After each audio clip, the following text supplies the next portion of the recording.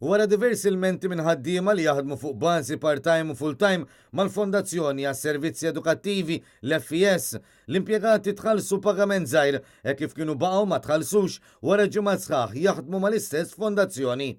F'konferenza tal-aħbarijiet li saret mill-Union għall-Edukaturi Professjonali il-UPE fiħdan il-UHM Voice of the Workers intqal intlaħaq ftehim biex l-impjegati kollha jirċievu pagament żgħir fil-waqt li qalu li l-problema kienet minħabba sistema ineffiċjenti. L-impjegati għadhom kemm irċivew 100 euro minn pagament li kapaċi jlaħħaq l-1000 euro u fuqhom.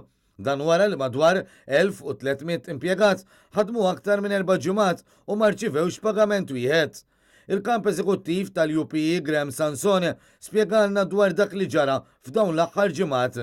Ftit tal-xurxurilu konna avżati aħna mill-ħaddiema stess fejn inti il-pagament tagħhom il-ħlas tagħhom kien ħajsir tard ħafna. Sewwa aħna ovvjament aħna qbadna u batna aħna il-mentana tal-ħaddiem lejn il-FES dak iż-żmien ma kienx inti taw każ il-mentana u ment kien nresqu aħna il-każ lejn il-Bord Industrijali biex naraw aħna kif ħammexxu fuqha. Intqal li skont il-liġi l-ewwel pagament m'għandux isir aktar tard minn 4 ġimgħat iżda dan ma ġiex meqjus mill-FES.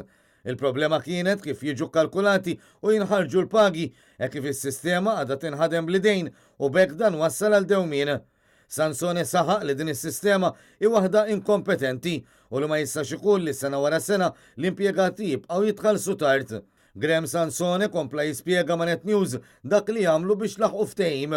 Il-FES għamilna qbil bejnna u bejn il-FES fejn issa l-lum ġurnata għandek 1300 ħaddiem li ħajnataw inti partial payment ta' dak li kien inti imwiet għalihom.